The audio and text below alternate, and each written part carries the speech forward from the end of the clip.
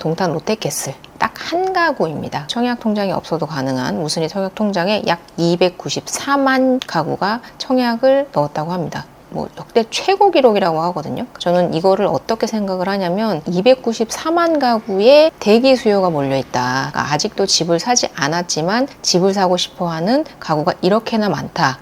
라고 저는 반대로 한번 생각을 해봤어요. 그리고 패닉 바잉 현상으로 만약에 이어진다면 상당히 심각한 상황이 초래될 수 있겠다라는 생각이 들고요. 대기 수요가 사기를 기다렸다가 매매로 전환되고 있는 그런 수요이기 때문에 사실 상당히 심각한 상황 아닌가. 보통 실수요자들은 한번 들어가면 5년에서 10년 나오질 않거든요. 투자자는 들어갈 수 없고 실수요자만 들어가고 있는 장이기 때문에 임대차 물량에 대한 공급이 줄어들게 되고 전세 시장에 있던 실수요자들이 매매로 돌아가면서 걱정되고 우려스럽고 사실 무섭기도 하다.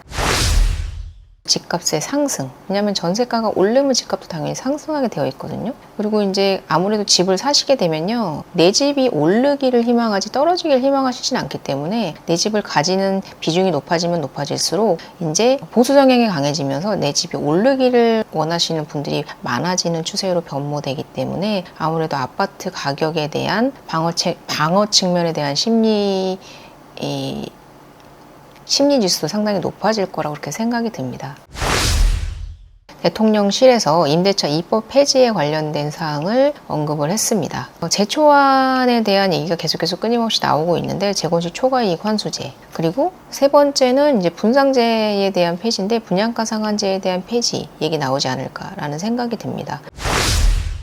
안녕하세요. 임대박사 투데이입니다. 네, 오늘은 다음 달이죠. 8월 발표 예정으로 지금 거론되고 있는 부동산 대책에 관련돼서 한번 미리 말씀을 드려볼게요. 7월 25일 날 부동산 세법 개정안이 발표가 됐는데 거기에 이제 상속세와 증여세 그리고 종부세는 빠졌으나 협의가 있을 거로 예상되고 오늘 이재명 전 당 대표께서 다시 한번 종부세 관련된 완화 기조를 말씀하셨기 때문에 아마 종부세에 대한 사항은 추가적인 발표가 있지 않을까 생각을 하고요. 이제 다음 달에 이제 부동산 대책, 특히나 공급 대책을 중점으로 해서 부동산 대책을 발표를 하겠다고 했는데 7월 18일 날 1차적으로 발표를 하기는 했는데 기본적인 그냥 로드맵 정도라고 보시고 이제 실질적인 부동산 대책이 8월 달 이내에 발표가 될 것이다. 근데 앞서서 대통령실에서 임대차 입법 폐지에 관련된 사항을 언급을 했습니다. 임대차 3법이긴 한데 한 가지는 신고에 관련된 사항이기 때문에 보통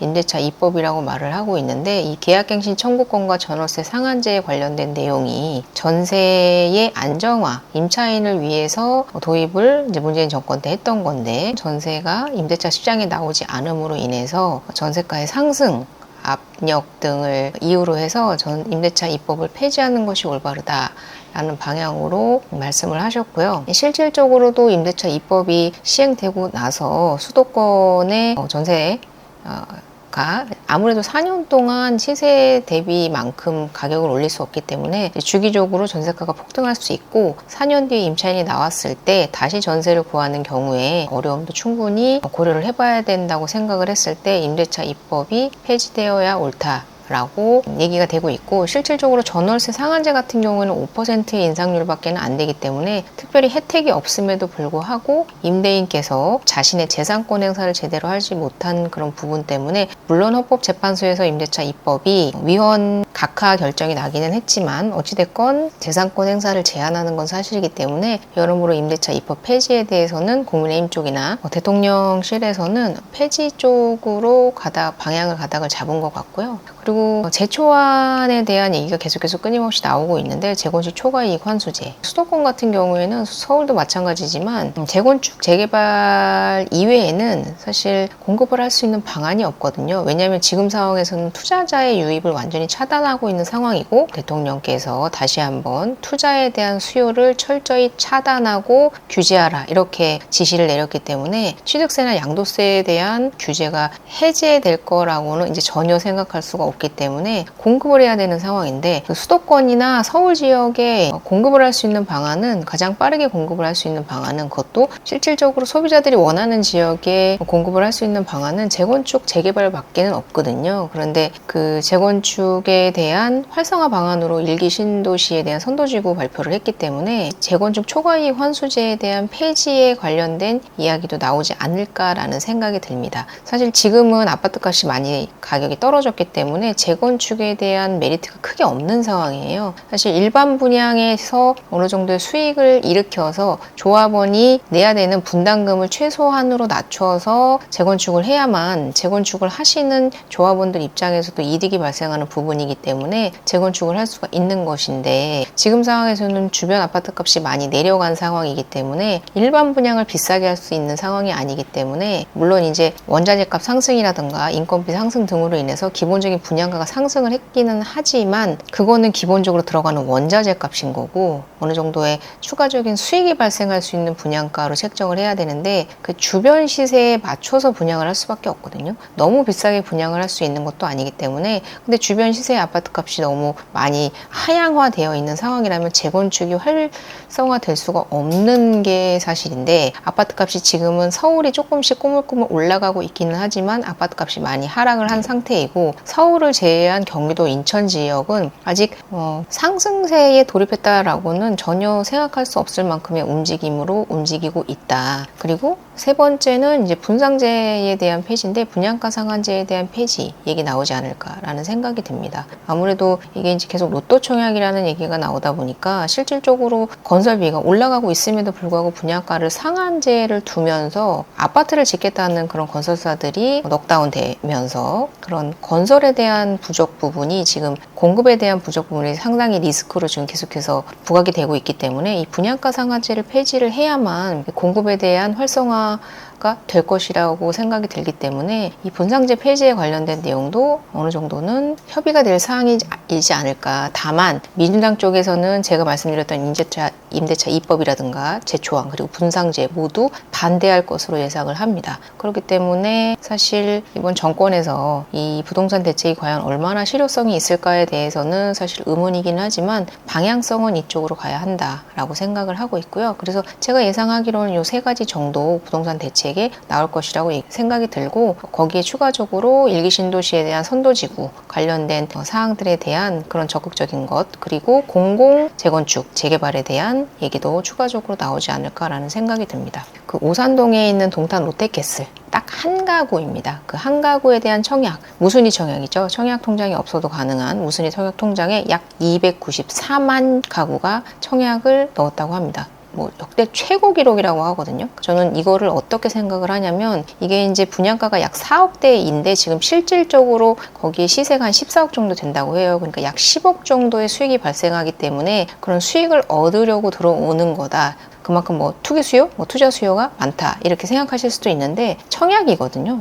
이건 주택이 없는 분들이 하시는 청약이기 때문에 그렇게 반대로 생각해 보신다면 294만 가구의 대기 수요가 몰려 있다. 그러니까 아직도 집을 사지 않았지만 집을 사고 싶어하는 가구가 이렇게나 많다.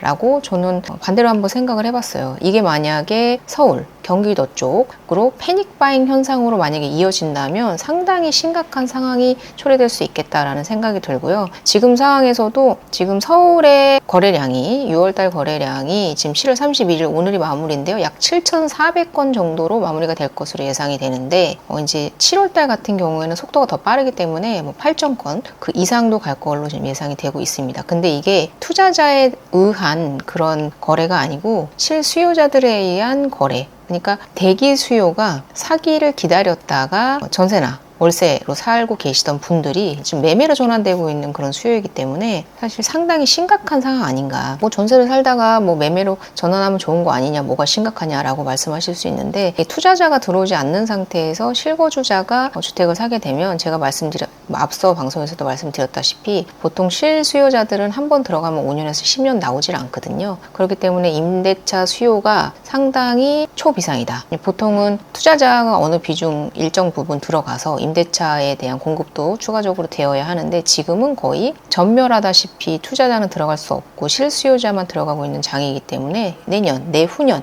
계속해서 임대차에 대한 물량에 대한 그 공급을 어떻게 대처해 나가실 것인지에 대한 정부의 그런 정책이 상당히 중요한 상황이다. 이게 계속해서 투자자를 제약하는 상황에서 무주택자가 주택을 사면서 실수요자의 아파트 입주가 늘어나면 계속해서 임대차 물량에 대한 공급이 줄어들게 되고 전세에 대한 그런 가격 지수가 계속해서 상승할 수밖에 없다. 지금도 1년 넘게 계속해서 전세가가 상승하고 있는 상황이기 때문에 앞으로도 임대차 물건의 태부적 현상에 대한 심각성 더욱더 심해질 거라고 생각을 합니다. 수요가 몰리면서 전세가가 안정화되는 것처럼, 그러니까 오르지 않는 것처럼 보이는데 전세 시장에 있던 실수요자들이 매매로 돌아가면서 이 전세에 대한 공급이 부족해질 거라는 것은 자명한 일이기 때문에 그 부분에 대해서 상당히 좀 걱정되고 우려스럽고 사실 무섭기도 하다라는 생각이 듭니다. 집값의 상승, 왜냐하면 전세가가 오르면 집값도 당연히 상승하게 되어 있거든요.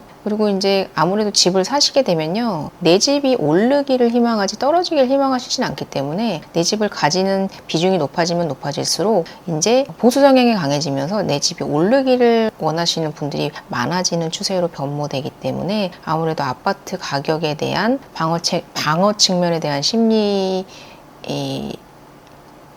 지수도 상당히 높아질 거라고 그렇게 생각이 듭니다. 번외 얘기인데요. 이창용 총재께서 이제 금리에 관련된 얘기를 하시면서 왜 주택 가격에 대해서 말씀을 하시는지 모르겠습니다. 물가를 잡는 역할을 하는 것이 한국은행의 역할인데 왜 주택 가격이 오를 것을 걱정해서 금리를 내릴지 올릴지에 대해서 고민을 하시는지는 모르겠는데 그거는 정부에서 할 일이죠. 근데 이창용 총재께서는 주택에 영향을 줄 수 있기 때문에 금리에 대한 인상 여부를 되게 신중히 고려해야 된다라고 얘기를 하고 계신데 제 생각에도 이창용 하는 총재의 이런 경향성으로 봤을 때 올해 금리 인하 사실 쉽지 않지 않을까. 대부분의 전문가들은 10월 달에 예상을 하고 계신데 제 생각에는 올해는 금리 인하 없을 수도 있을 것 같다라는 그런 생각이 듭니다. 네. 어찌됐건 내달 발표될 이제 부동산 대책에 대해서 이제 언제 발표될지는 아직 확정적이진 않지만 어떤 것들이 발표될지에 대한 예상을 한번 말씀을 드려봤고요. 정확한 부동산 대책이 발표가 되면 다시 한번 방송을 마련해 보도록 하겠습니다. 네, 좋은 저녁 되시고요. 여기까지 마치도록 하겠습니다.